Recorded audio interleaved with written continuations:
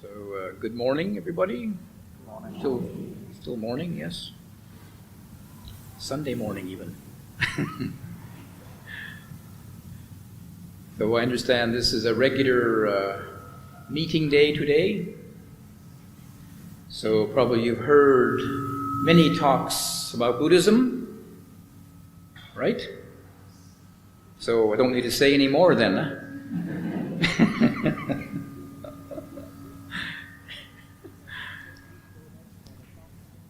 Or on the other hand, since I'm here with a microphone in front of me, it's a little bit intimidating to speak. And of course, there are many different ways that Buddhist teachings can be presented. So maybe even we've heard quite a few teachings, and maybe we're very familiar with the basic principles of Buddhism. It's always helpful to be able to reflect and contemplate, maybe from a different angle, to hear things from a different angle, and also different times in our practice, our mind is in a different state. Ideally, the teachings are to be reflected upon, considered, contemplated, not to be just accepted blindly or believed in. Part of that is that we are in a receptive mood. So you've made the effort to come here, put some time and effort into coming here to listen to the teachings, and try to, as Ajahn Chah would recommend, we try to listen with the heart rather than with your brain.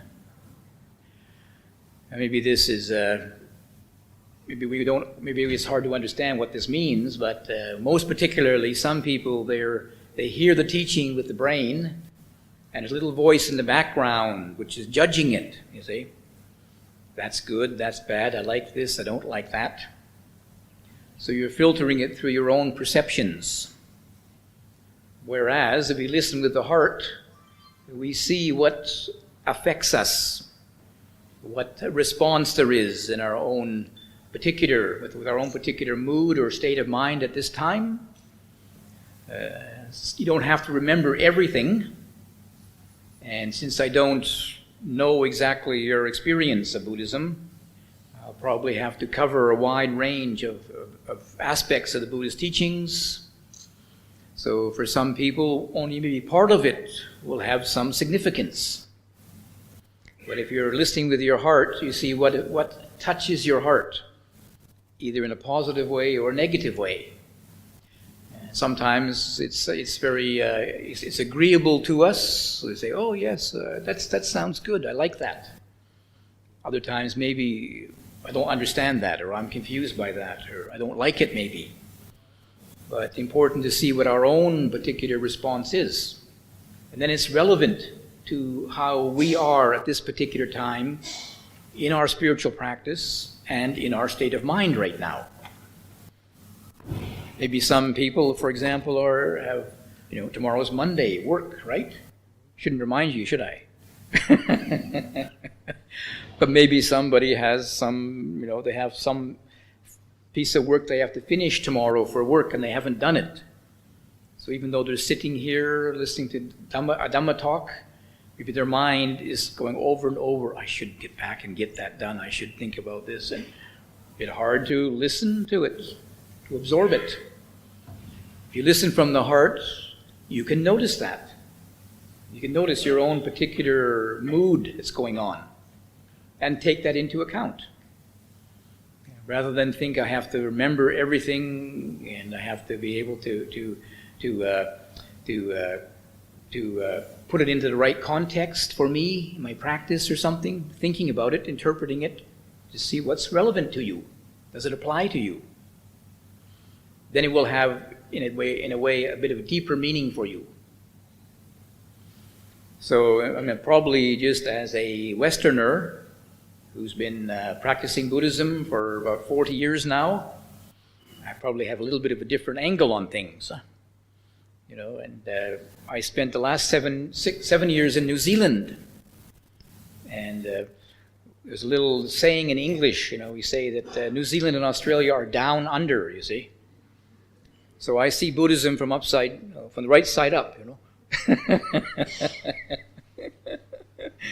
I see Buddhism from the other side of the planet, you see. And as a Westerner, I also, quite unusual for us, for Westerners to go and live, say, in northeast Thailand, where I don't understand the language. They don't even speak Thai there. They speak Laotian, say, in northeast Thailand.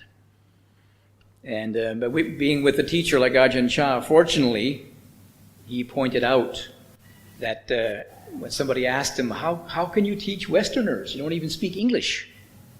He said, I speak Dhamma language. So it didn't even matter that I didn't understand what he said. He was more an example.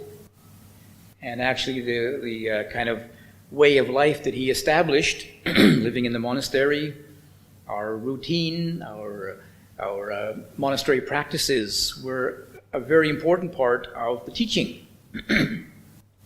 Some Westerners say came to see him, and they asked him, how do you teach people here? What teachings do you give them?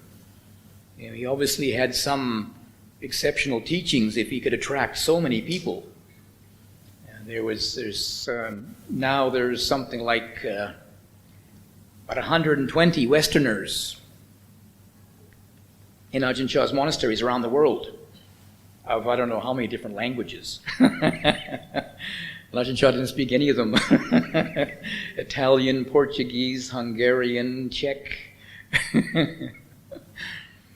But so they asked him, what do you teach? You must have some special teaching for them. He said, well, I teach them that 3 o'clock in the morning there's a bell, 4 o'clock there's morning meditation, 5 o'clock there's chores, 6 o'clock there's alms round. And he said, yeah, but that's the monastery routine. What do you teach your disciples? He said, 3 o'clock there's a bell in the morning, 4 o'clock there's... And the fact that you can get to morning meditation at 4 o'clock is a very profound teaching. It takes a lot of self-sacrifice, giving up your own views and opinions, your own feelings maybe, your own physical comfort, to get to the meditation hall at 4 o'clock in the morning. And in a way, that's the real heart of the teaching, learning to step outside of our own personal preferences. Of course, a lot easier said than done. It's one thing to be able to step outside of our physical preferences. If you have faith in Ajahn Chah, or faith in the Buddhist teachings, or faith in the practice, well, maybe you can be inspired to get up at 4 o'clock in the morning, or 3 o'clock, and then get to the meditation hall at 4. But what about your views and opinions? That's getting a little bit personal, isn't it? You can do that physically to go there, but what's going on in your mind? You get there at 4 o'clock in the morning and you're sitting there, your body's there, and then your mind says, I don't want to be here. This is ridiculous. Why doesn't he make it, a suitable time, like 9:30 after I've had breakfast and my coffee,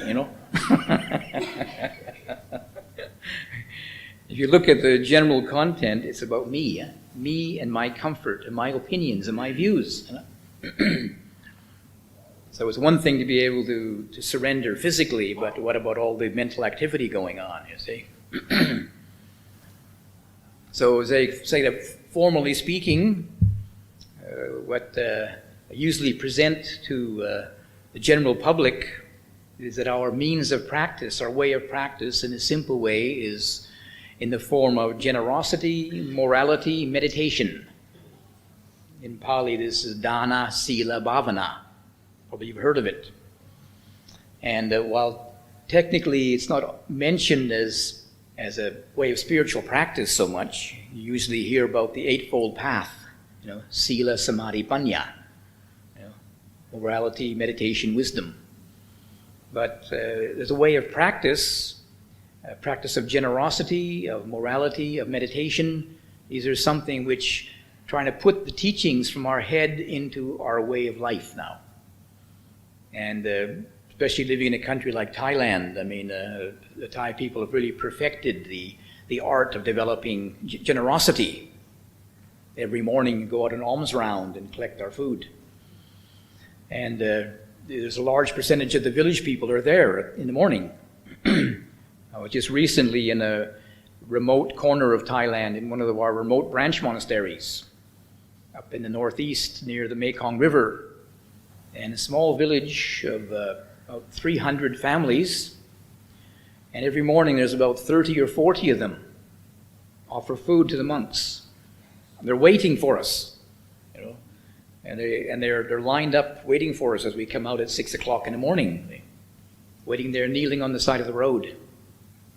And if we don't come, I'm sure they're very disappointed.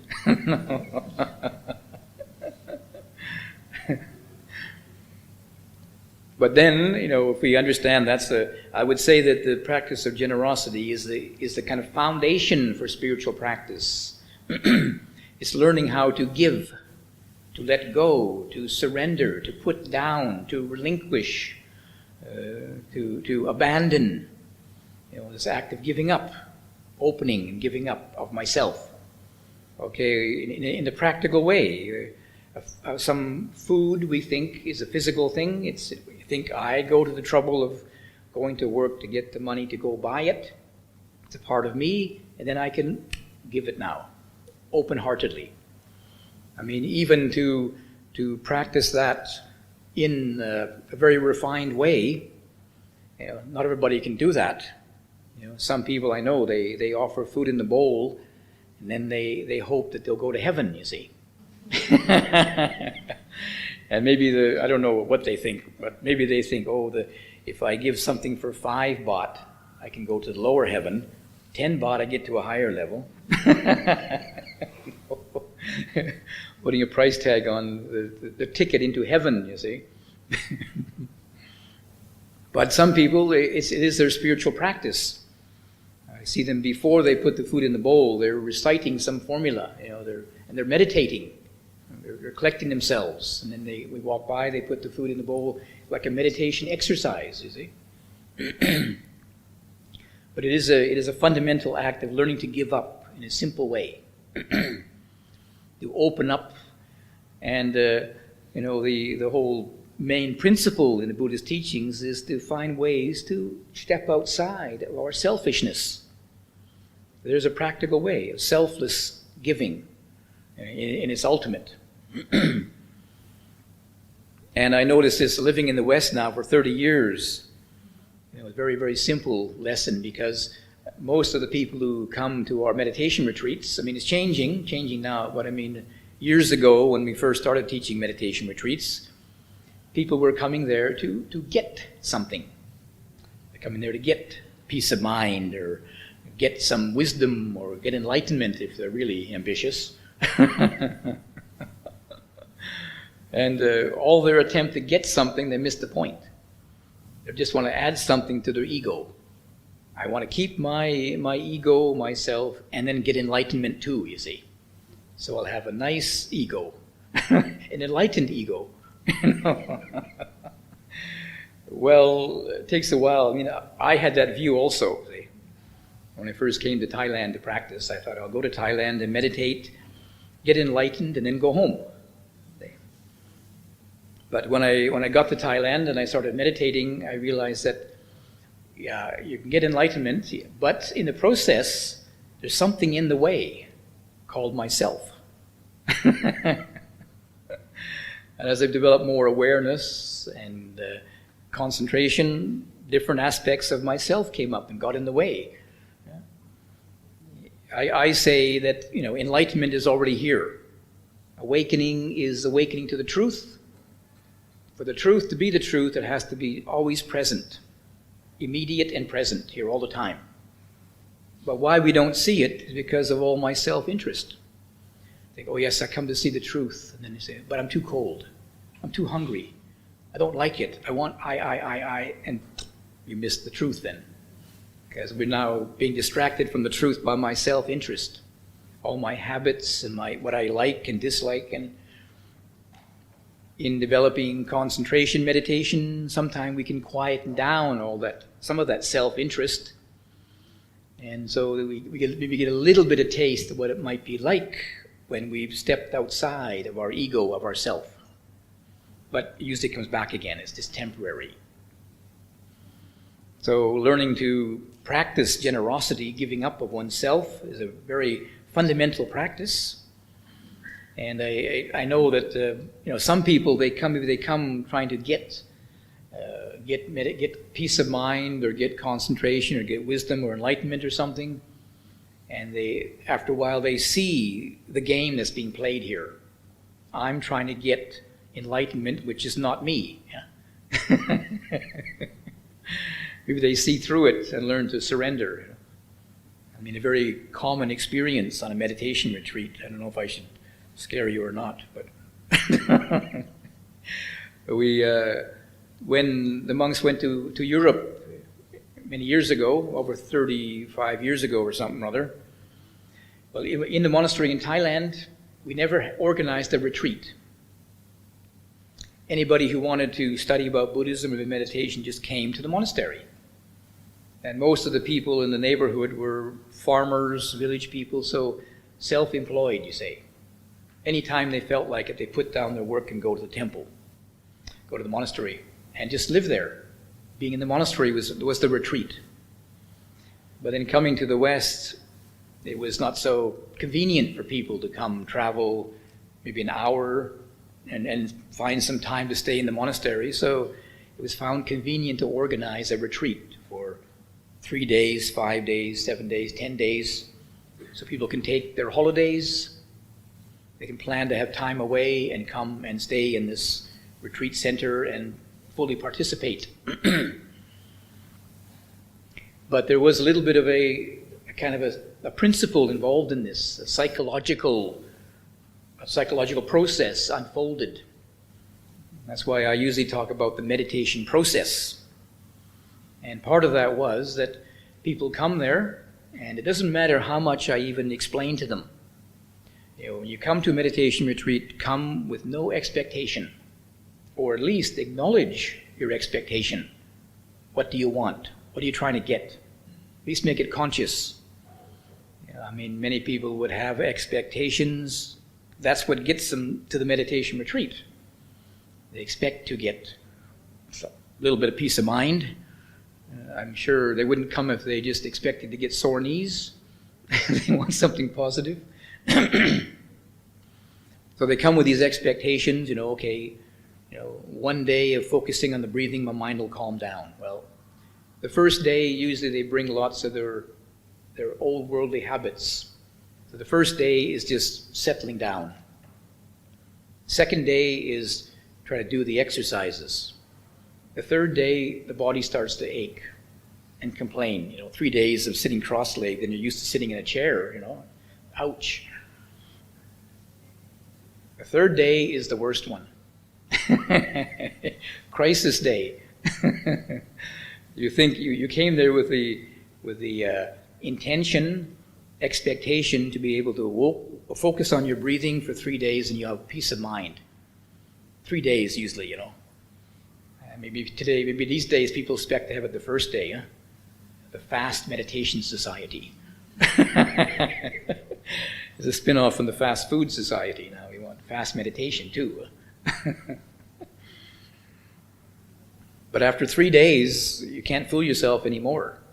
Say, watch the breathing, and your mind drifts off, then distractions arise, your body's painful. Some people would leave after 3 days. It's too uncomfortable. Their expectations aren't fulfilled.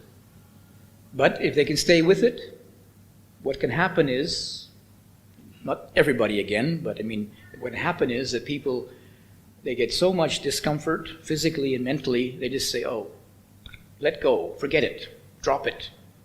And the mind becomes very peaceful. They drop their expectations, they drop their plans, they drop their hopes, and this is the way it is. Okay, the mind's busy, the body's uncomfortable, okay. And when they can just drop their expectations and what they want out of it, then even though maybe the mind hasn't calmed down, but it is peaceful. within that context. They can receive things as they are now. If you have an expectation, there's going to be a conflict between what you want to happen and what is happening. You want your body to be comfortable and it's not comfortable. There's a conflict. It's called dukkha, or suffering. When you could just be receptive to the fact the body's uncomfortable, what's the problem? Well, okay, it's still not comfortable, but there isn't a conflict now. Your mind can receive it. And there's a peacefulness within that. Not comfort, not happiness even, but peacefulness. That's the way it is. And this comes about through surrender. By just learning to open to receive surrender to the situation. It didn't take any profound spiritual teachings, didn't take any wisdom, it just took this act of letting go or surrender. That's the way it is. And it can be quite a different transformation of one's experience then. Doesn't mean that dukkha is suddenly, and you're living in bliss for the rest of your life. But it's peaceful. That's the way it is. So if we get some experience of our own mind, we can begin to see some of the tricks it's playing on us, you see. And as I mentioned, generosity is a foundation for the practice to give us some change of attitude. Rather than trying to get enlightenment, we give up ourself. If we're trying to get wisdom or something or other, we let go of our self-reference. Different attitude, important attitude. The second one is morality, generosity, morality, meditation. I'm sure you know the 5 precepts. Refraining from killing, stealing, sexual misconduct, lying, intoxication. And some people take these on as something to follow. But actually, it takes quite a bit of self-surrender to keep them. It takes quite a bit of wisdom, self-knowing, to be able to follow them. And I would say very simply, the precepts are as guidelines for skillful living, and going against the precepts is egoism. For example, the first one, refraining from killing. Well, killing somebody to me is the ultimate ego trip. I say you can't live. Isn't that the ultimate ego trip? Who am I to say you can't live? So if we break that precept and resort to killing, we're asserting our ego. It's a very ego accentuating activity then.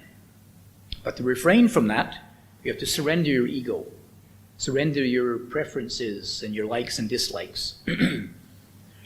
And, probably it's easy when it comes to people. I mean, there's some people you want to strangle sometime, but... But what about mosquitoes? Boy, that's a real self-surrender, I must admit. It tests my patience too. But likewise, this mosquito is just doing what instinct tells it to do. They aren't after me personally, I could take it personally. This mosquito is following me around. It followed me all the way here from where I was this morning. It followed me all the way here, and now it's coming to attack me. I could get really paranoid about it. But the mosquito is just doing what mosquitoes do. It has a right to live. And very likely, mosquitoes were on this planet before humans were, see. They were here first. We're intruding upon their world, you see. So I can kind of respect, first come, first serve, you see. They were here first, so they get served first. So okay, here, have a drink. Okay, I'm not at that level yet. So I would say that going outside the boundaries of these precepts is accentuating our ego. Unskillfulness is ego accentuation. Killing, stealing, sexual misconduct, lying, intoxication, these are all expressions, accentuations of our ego. So the Buddha very compassionately gives us these boundaries. If you can stay within this boundary, at least you don't accentuate your ego. Okay? Maybe you don't let it go, but you don't accentuate it. And unfortunately, some people, maybe they even use these precepts to increase their ego with pride. And say, oh, I have kept the 5 precepts for 10 years. I am a holy Buddhist. Okay, so I would say, well, it's good that you kept the precepts, but I think you missed the point. See, you used spiritual practice to accentuate your ego now, to identify with your ego, not to let it go. Whereas, if you look at these precepts as a training, a system of training, I usually define it as guidelines for skillful living, and not rules to follow, not precepts. In our Western culture, I like rules too because it's very simple. I was studying engineering. I like systems. Numbers and systems. 5 precepts. Okay, just tell me where the boundary is. But when it comes to, they relate to our own particular attitudes, our speech, our action, and behind it is the intention. Fundamental to it is intention, which is our mind, our thinking, our state of mind then.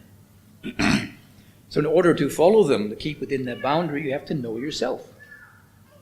First of all, what are you saying? Are you speaking musavada? Which means, in its widest sense, it means unskillful speech. Vada means speech, and musa is unskillful or not appropriate speech. So to know what you're keeping within the boundary, you have to watch your speech, to know where it is. And you may notice, you will find that maybe it's hard to distinguish. When your speech is a lie, when it's a white lie, when it's an exaggeration, when it's close to the facts, when it's an understatement, there's quite a different variety of expressions. Somebody I knew in Switzerland was a nurse. And she asked me about speech because she said, sometimes she has patients who are dying, and she says, I just can't bring myself to tell them that you're dying. So they ask me, how am I doing? And I say, fine. She says, am I lying? In English, we have a phrase, a white lie, see? That means you don't tell the truth, but it's for a good intention, you see. And so I had to explain to her really the principle of kamma, of cause and effect. Kamma or karma. It's not so black and white usually when you get down to it. See? So I said, well, it is, you're not telling the truth. So it is, unskillful kamma not to tell the truth.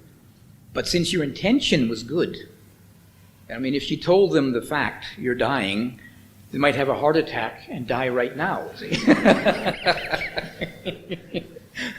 So it's a little bit complicated,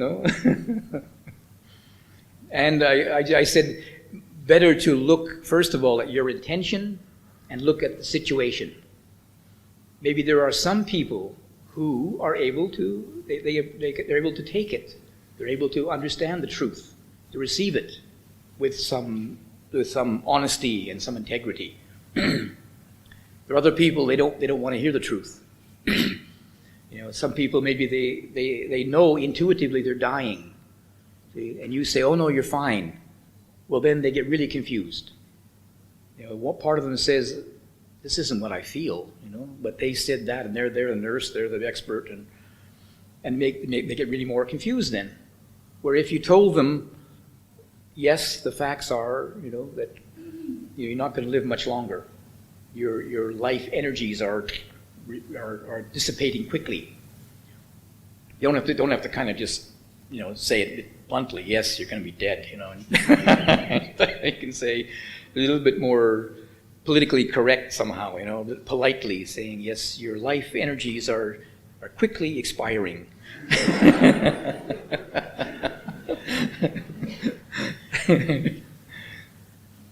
And then they can receive it.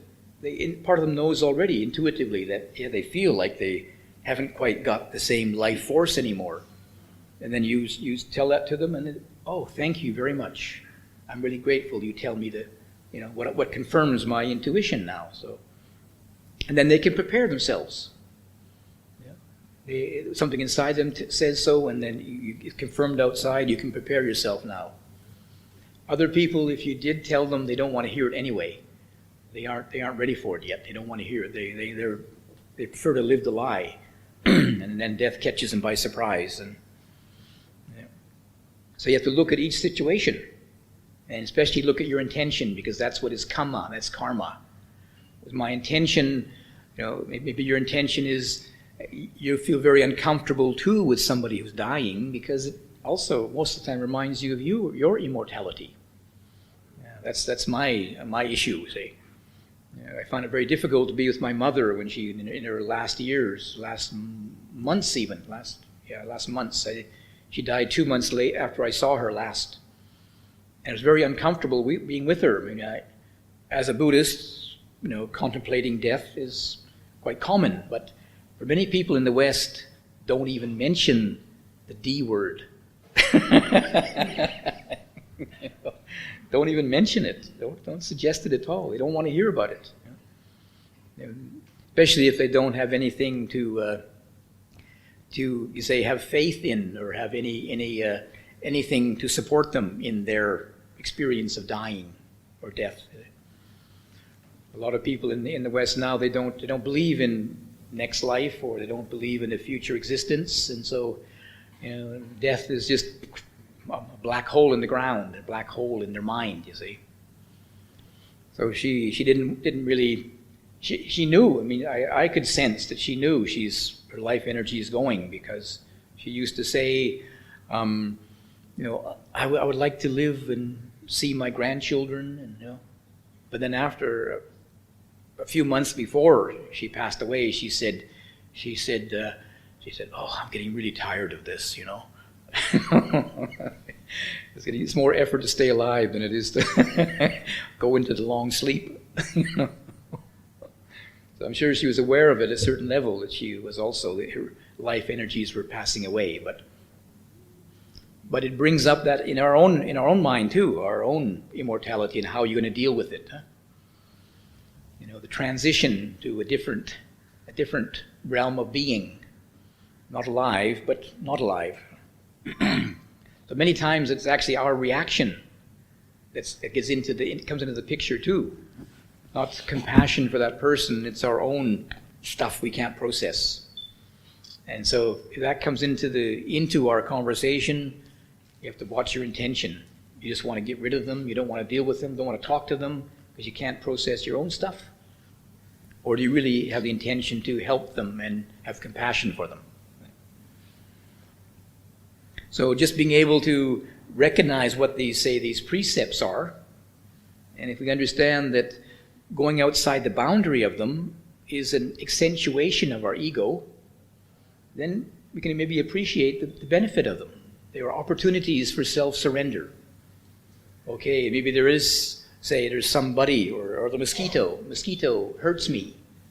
Well, my first thought is to preserve myself and destroy that which is bothering me. That person, that mosquito, that whatever, get rid of it. It's hurting me. But in order for me to keep within the precepts, I have to step outside that self-reference. It's hurting me, but this mosquito has a right to live too. So I've got to put down my accentuating my self-interest and my own comfort to allow that mosquito to live. So it's an act of self-surrendering to be able to keep within the boundaries of the precepts. And maybe each one of us has our own. These are 5 different areas. Killing has to do with aggression and aversion. Stealing has to do with greed and attraction. Sensual misconduct. I mean, the word that we recite actually, kame sumi chachara, is kame su, which means sensuality. So it's been explained in a simple way as refraining from sexual indulgence, sexual misconduct. But in its real sense in the Pali, it's sensory. It's all the senses. If you realize that it's about surrendering the indulgence of all the senses, sight, sound, smell, taste, touch, and thought. And I think probably many of you, if you do a little bit of meditation, you can recognize what sensory stimulation does to your mind. I mean, you have to be a little bit wise about it, I would say, because some things, some beautiful objects, they're very beautiful, and you can observe them, and it makes your mind peaceful. Some of them, they stir up the mind, some beautiful objects.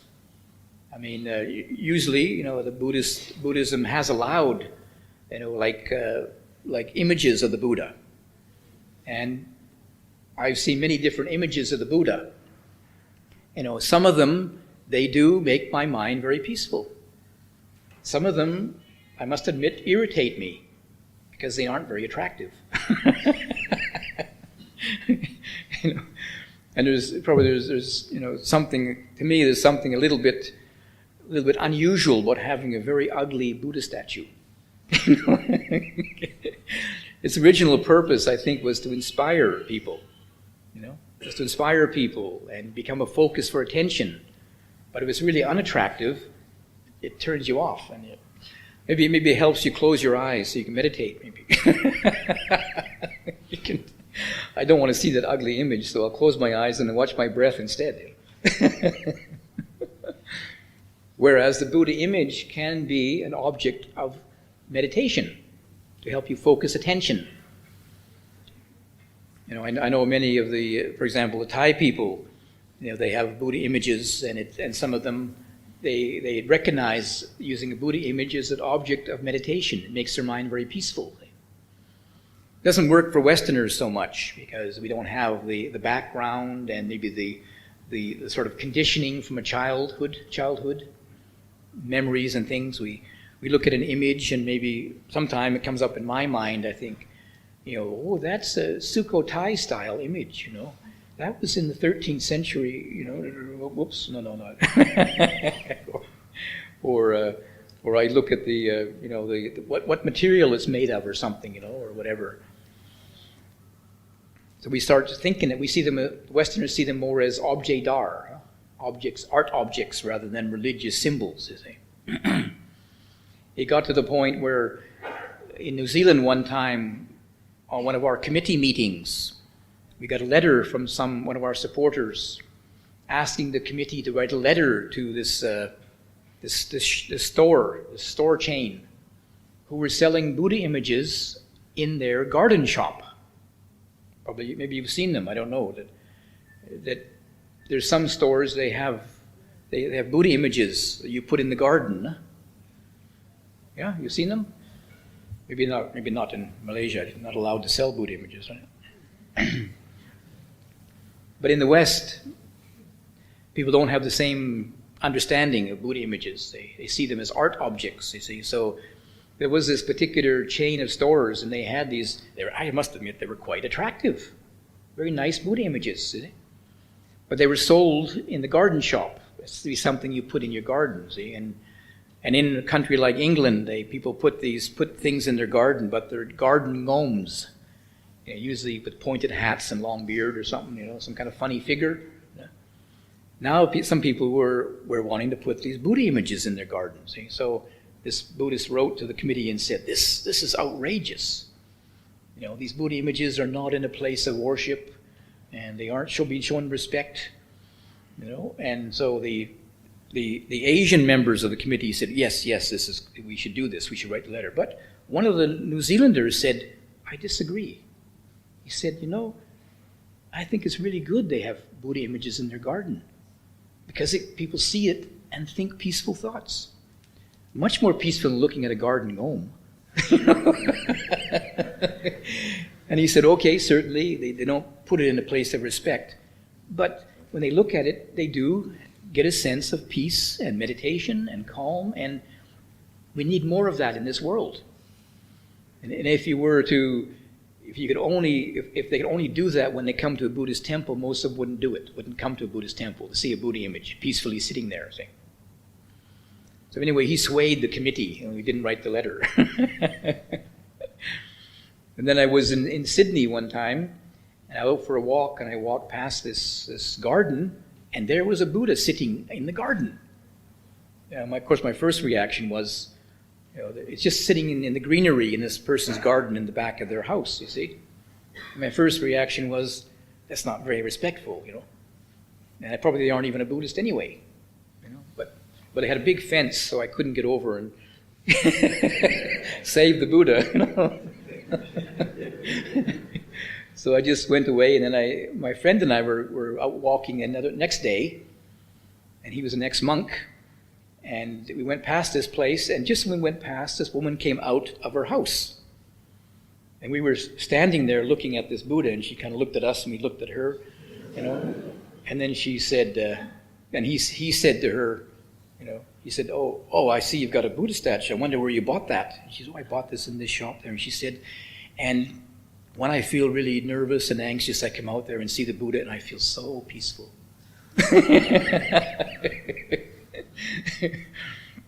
And so I realized it did work. It does work, Even though it wasn't in a place of worship, but it was a place where she could look at and get a sense of peacefulness. And then there is the association of Buddha image and peace and your own state of mind. And and then my friend said, I give meditation courses just down the road here, She said, really? What's the address? You'll come to one of your courses, So, it may have been the beginning of her spiritual journey. Different ways to appreciate it. So ideally, to look at our senses, what we see, hear, smell, taste, touch, and think, and what's the effect? Is it stirring up your mind? Does it increase your greed, that you get confused, or you get distracted, or it stirs up, I want it, I go and steal it maybe, or does it make your mind peaceful? It's not a matter of just closing your eyes and your ears and putting your head in the ground like an ostrich. No wisdom in that. But to be aware of what your senses, how your sense impressions affect your state of mind. And maybe some things which, for some people, some things they are beautiful and they stir up their mind, or they stir up other memories about certain things. For other people, it's very relaxing, very peaceful, very calming. I don't know, probably you have a great variety. What do you have as your screensaver? Huh? You have a peaceful screensaver? I'm not into computers a lot, but I mean they have kind of Buddhist screensavers, you see. There's even one I heard about recently that it turns off your screen every once in a while. People are can get addicted to working on the computer and playing their computer games. Well, this every once in a while it just shuts down and says Buto or something, Come back from virtual reality to the real world, Buto, for a moment, and then it's back on again for you, So it just wakes you up, reminds you of the real purpose of life is Buddha, not some kind of fantasy game,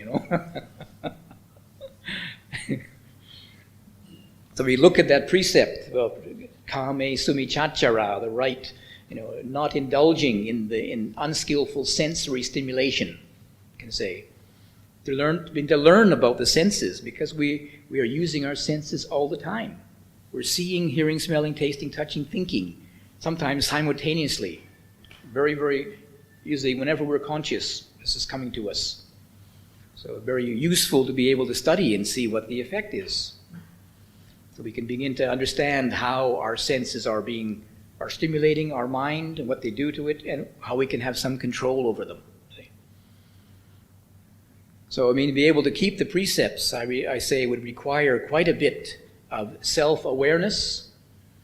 You have to know yourself, not just to follow a bunch of rules, and how you relate to them changes in the course of your practice. You can also refine them. People say, the monks, we have 227 rules, Sounds really, really impressive, doesn't it? Basically, it's the 5 precepts in detail. That's all it is, 5 precepts in detail.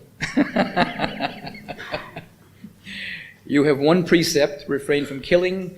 We have about 8 of them, 8 rules that deal with destruction of life of one kind or another.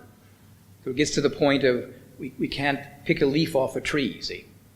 That's also refraining from killing or destruction, see. But that's not a rule you have to follow, see. Otherwise we wouldn't get any vegetables for lunch.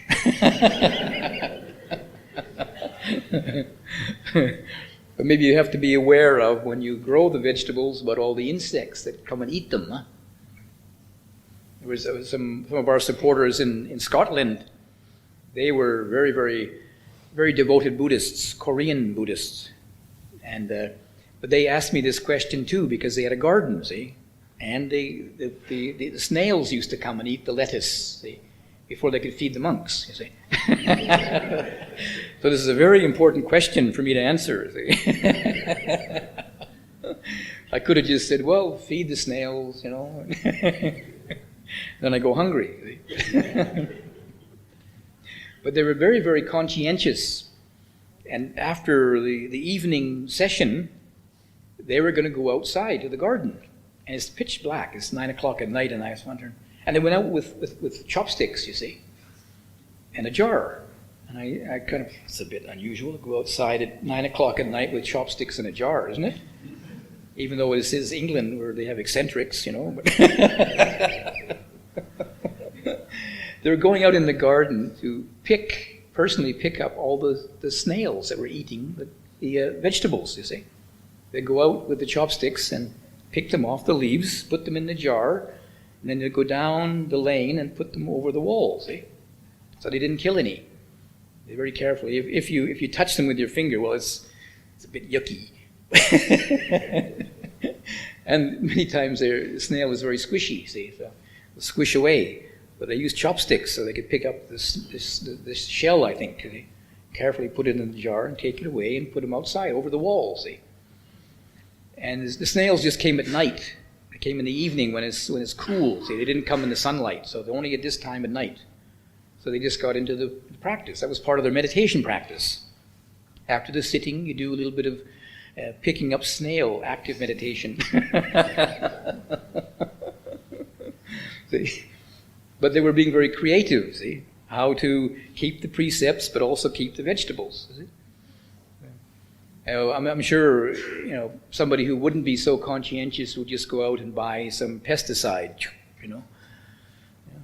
But they made an effort as part of their practice to keep within the precepts. So sometimes being able to keep within the precepts requires a lot of wisdom as well. You have to be quite flexible and adaptable. 5 basic guidelines, when it applies to your own particular behavior, well, you got to be very flexible. You have to know yourself, know your intentions, and know what is the right, the principle you're trying to follow, and how do I keep within that principle in a way which will be conducive to my own peace of mind and to keep the precepts too. And sometimes it takes quite a bit of wisdom to do that. You get to know yourself and wisdom how to apply it now. Apply these Buddhist principles in your everyday life.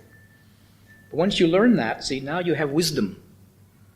You've understand the basic principle. You've found ways to actually apply it. And now I would say wisdom now is something which, when you know yourself, you don't forget it. Now you've got a foundation now to build upon for even deeper wisdom. Okay, you've been able to maintain the precepts, not accentuate your ego, yourself. So you've learned a fundamental principle of how to deal with yourself and how to follow the practice in a more refined way. And this now is the opening, I would say, the stepping into meditation practice. Many of us just think meditation is sitting with our legs crossed, trying to watch our breath. But meditation, the foundations are self-knowing, wisdom. That's the result. To know what is the self, the nature of self, so you can let it go, step outside it. Otherwise, even you're sitting there cross-legged watching the breath, your ego is right in the background there trying to planning the next attack, you see. So when you're sitting there cross-legged and you get a little bit of tranquility, your ego says, wonderful.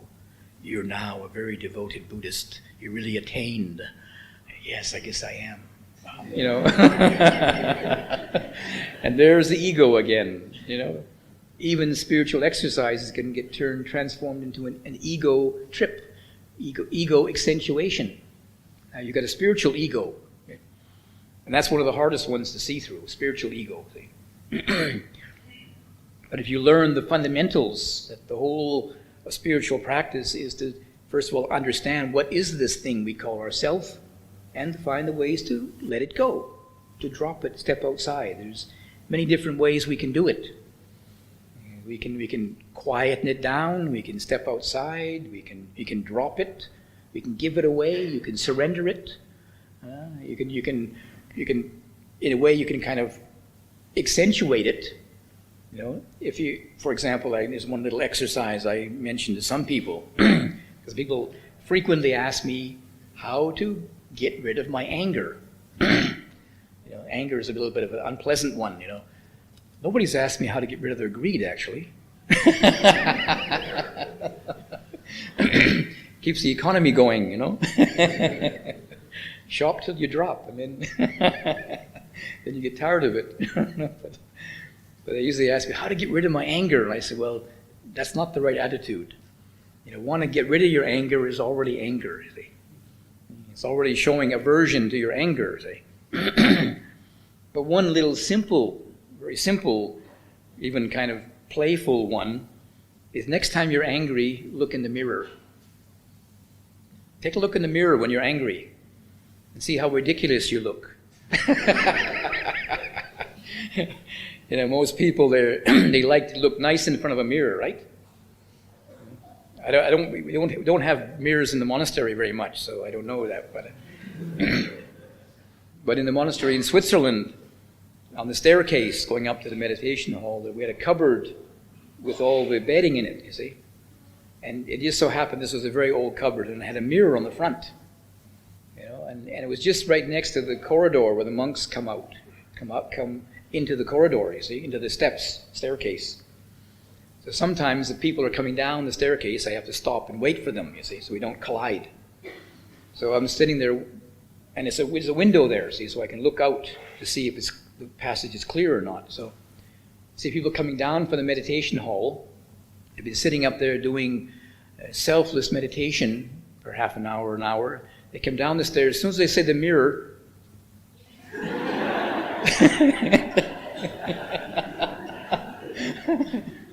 it's just like a reflex. As soon as I say the mirror, oh, there's me. I have to look nice. So most of us would prefer to look at the mirror when we look nice, huh? But when you get angry, just try and look at the mirror when you're angry and see how ugly you look. I would say ridiculous, how ridiculous you look, you know, with your eyes bulging and. But in a way of practice, something like anger, I mean, ideally the practice is to know your anger. When the Buddha gave the teachings on mindfulness, the development of mindfulness, he didn't say to get rid of anything. What he pointed out was how to be aware in the cittanupassana, the awareness of states of mind, for example. The instructions are, know when there's anger in the mind. Know when there is aversion, when there is greed in the mind. Know when there is delusion in the mind. Just know it. Get to know what this is. You know? But people, maybe they recognize some degree of something like anger, and then they want to get rid of it. Well, it's already buying into the whole process, and now there's another ego reaction. I want to get rid of my anger. Okay? But if you can develop awareness of it, there can be awareness. You know, this takes a little bit of practice, I would say, but you can be aware of anger, and you are the awareness and not the anger. Notice that? You notice that? If you can really be aware of the anger without interpreting it, getting lost in your thoughts about it, your opinions about it, your memories about it, you can just be aware of anger and you aren't angry. You are the one who knows it. All the energy goes into the mindfulness and the awareness of it. And there's nobody who owns it. There just is this phenomena now, and you are you are the knower of it. And doesn't get any bigger, doesn't get any complicated. Very simple, very simple. Just know the anger. It's the simplest way to practice. Of course, maybe in practice, this requires quite a bit of collectedness, concentration, and awareness to be able to just sit with it and not react to it. If you develop some degree of focused attention and concentration, it calms the mind down. It's a practice of calm meditation. It calms down our reactiveness. That is our particular reaction to it, whatever it is, greed or aversion, for example. So sometimes you can just observe this particular phenomena, I would say anger, whatever it is, and there's no reaction to it. There's no self who's getting reactive or memories about it, just observing. Very peaceful. It is a possibility anyway, and that is the safest, most direct way through it. How to resolve your anger, just know it, and don't play with it. Don't try and get rid of it. If you try and get rid of it, it means that you confirm it. You confirm that as an object, and you are now the subject. See? In reality, you aren't angry. There is only physical and mental phenomena happening. And then your ego says, oh, there's something there that looks like anger, based upon memory. And then there's anger there. I wonder who's angry. I guess it must be me. But if you know that a lot of these phenomena, there is no real fixed boundary to them. Maybe the chair is angry, and you're just picking it up. I'm sure many of you maybe had the experience of, say, being with a friend or maybe being by yourself, and then somebody walks in the room, and the whole atmosphere changes. Huh? There was somebody I knew, and we used to have a little phrase about them. They say, when they walk in the room, they bring the clouds down. And they had a very, very heavy mood all the time. And you could even be with several people in the room, and as soon as they walk in, everybody goes silent. Like the pressure changed, the whole air pressure in the room changed. There's a hurricane coming. And we didn't even have to look anymore after a while who it was, that we knew who it was immediately. Didn't have to look and confirm it. We knew, aha, guess who's here? If you're caught in your own self-identification, you'd probably take it personally. I'm in a bad mood. They don't recognize that we're being influenced by many, many forces.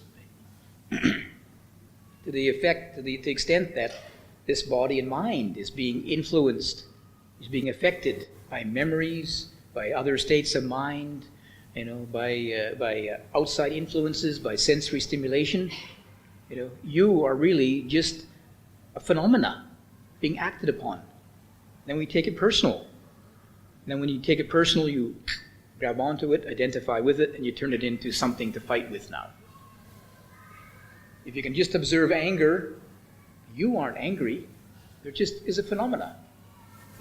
Your face is flushed, your heart is beating, just phenomena going on, and you say, oh, there's a bodily reaction happening here.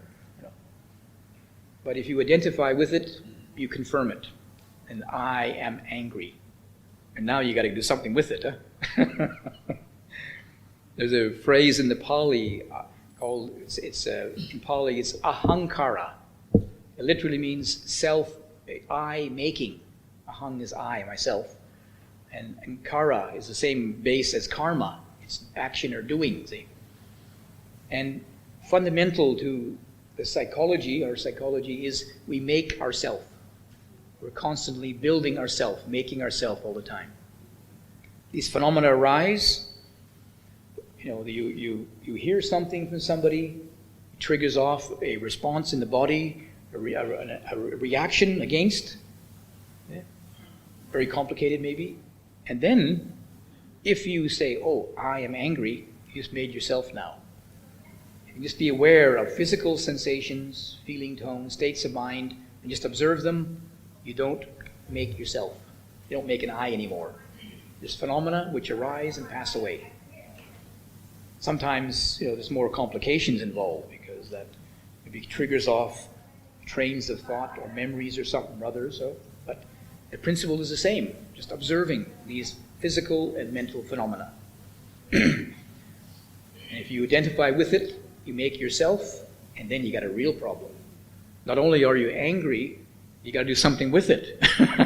You got to solve it now. What are you going to do about it? But if you just observe it, it'll arise and pass away by itself. Because it's an impermanent phenomena. It's a conditioned phenomena. It rises and passes away like everything else. When you grab hold of it, you've now affirmed it. You're now holding on to it. You're keeping it against the law of impermanence.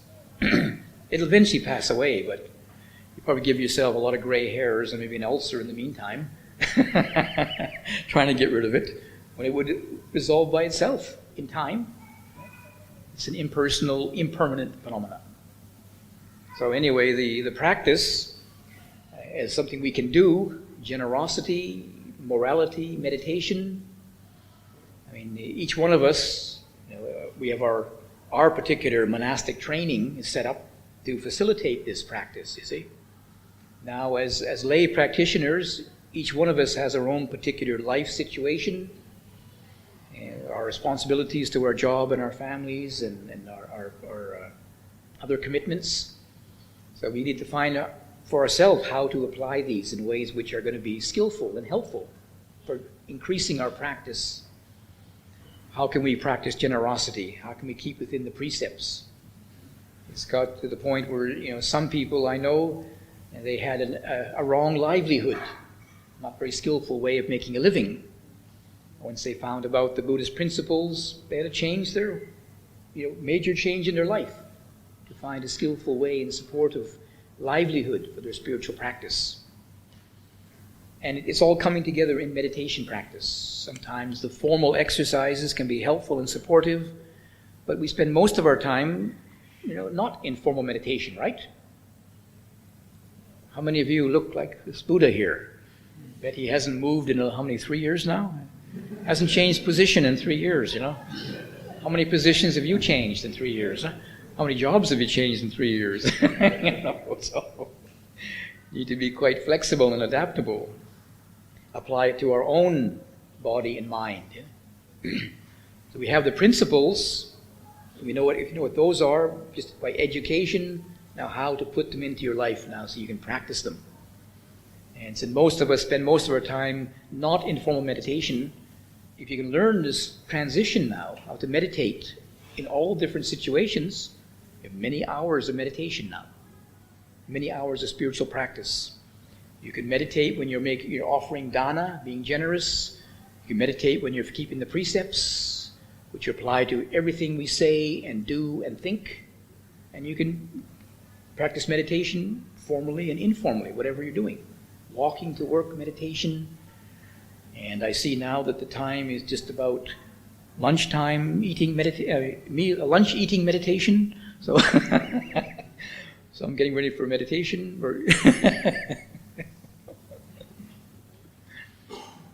So we know what the principles are. Hopefully we can apply them to our own specific life situation. And this we have to take responsibility for ourselves, because you know your mind. You know your mind the best yourself. So hopefully you can be aware of that and see how to apply these teachings in a skillful way, and you'll see the results for yourself too. So I think I should pause at this time.